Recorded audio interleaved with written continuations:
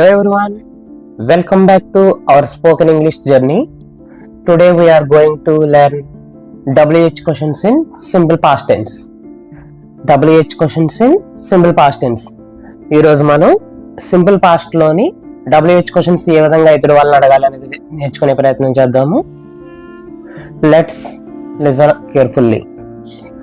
WH questions అంటే ఇంతకు ముందు మనం వీడియోలో తెలుసుకున్నాము కదా, అంటే ఎదుటి వాళ్ళని మనం ప్రశ్నించడానికి, అంటే వాళ్ళ నుంచి ఎస్ఆర్ నో ఆన్సర్లే కాకుండా కంప్లీట్ ఇన్ఫర్మేషన్ వాళ్ళ నుంచి రాబట్టడానికి మనం ఈ WH క్వశ్చన్స్ అనే rule of WH questions in simple past, అంటే సింపుల్ పాస్ట్ లో WH క్వశ్చన్స్ ఏ విధంగా అడగాలనేది మనకి ఇంగ్లీష్ లో స్ట్రక్చర్ ఉంది. ఆ స్ట్రక్చర్ ప్రకారం అడిగితేనే మనకి ఎదుటి వాళ్ళకి అది వినసొంపుగా ఉంటుంది, వాళ్ళు అర్థం చేసుకోవడానికి కూడా ఈజీగా ఉంటుంది. కాబట్టి మనం ఆ రూల్ ప్రకారం నేర్చుకుంటేనే మన ఇంగ్లీష్ అనేది కూడా బాగుంటుంది.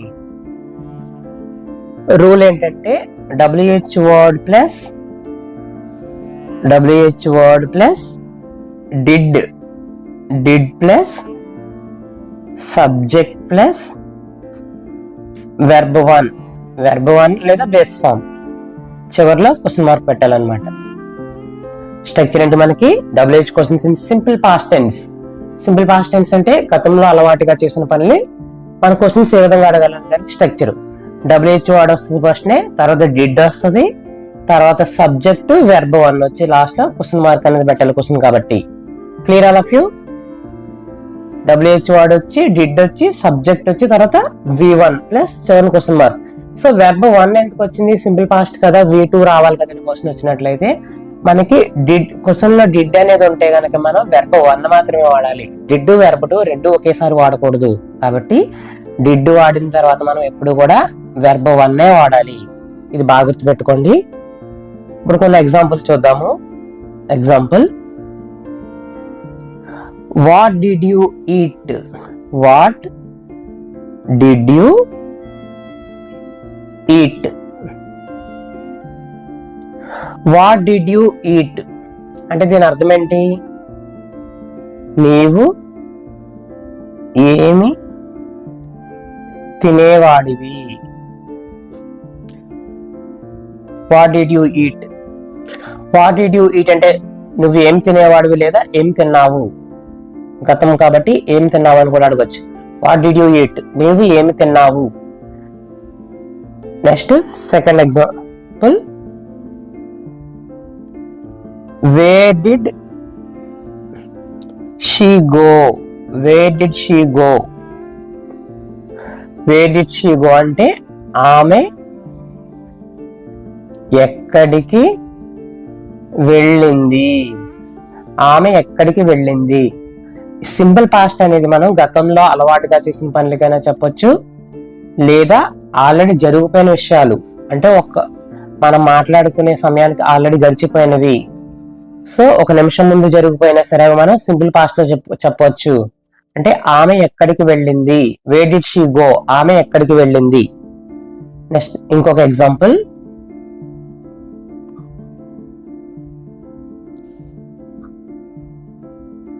when did they arrive? when did they arrive? వారు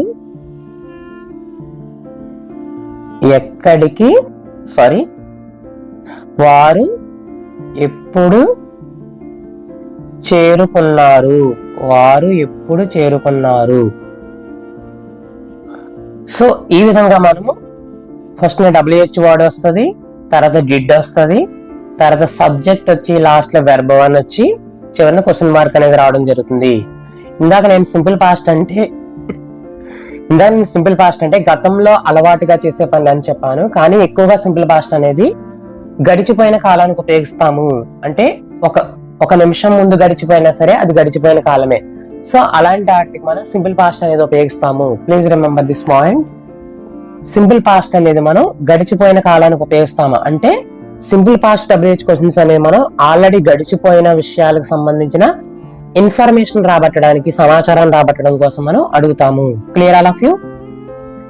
ఇక్కడ మీరు మెయిన్ గా గుర్తుపెట్టుకోవాలని పాయింట్ ఏంటంటే ఆల్రెడీ చెప్పుకున్నాము, డిడ్ తర్వాత ఇప్పుడు కూడా మనకి వెర్బ్ వన్నే రావాలి.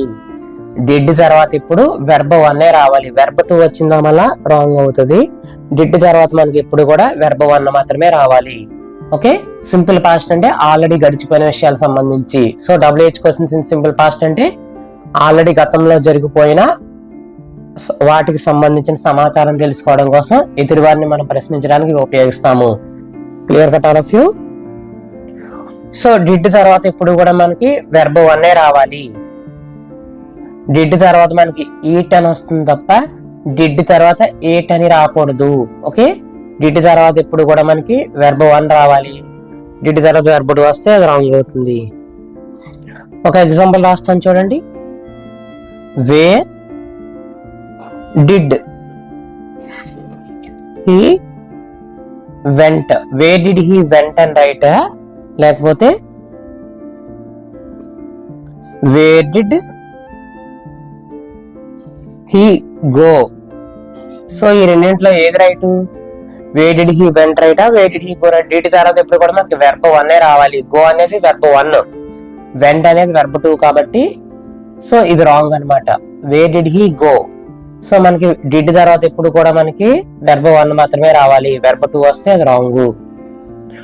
ఇప్పుడు మనం what questions, where questions, why questions ఇవన్నీ కూడా వాట్, వేరు, వై, హూజ్ ఇవన్నీ ఉపయోగించి మనం ఎగ్జాంపుల్స్ అనేది రాద్దాము. Let's observe.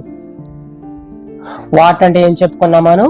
వాట్ అంటే ఏమి లేదా ఏమిటి, ఏమి లేదా ఏమిటి అని చెప్పుకున్నాం కదా. అందులో first example, what did you by yesterday? What did you by yesterday? What did you by yesterday దీని అర్థం ఏంటి? నిన్న నువ్వు ఏమి కొన్నావు లేదా కొనుగోలు చేసావు? కొన్నావు అని అంటాం కదా. నిన్న నీవు what did you by yesterday, నిన్న నువ్వు ఏమి కొన్నావు, నిన్న నీవు ఏమి కొన్నావు. ఎస్టర్డే వచ్చింది కాబట్టి ఇది మనకు జరిగిపోయిన యాక్షన్ కాబట్టి దీన్ని మనం సింపుల్ పాస్ట్ లో అడుగుతాము. What did you by yesterday, నిన్న నీవు ఏమి కొన్నావు. Okay, next second example. What did she cook? What did she cook for dinner? What did she cook for dinner? ఆమె రాత్రి భోజనంలో ఏమి వండింది? ఏమి వండింది?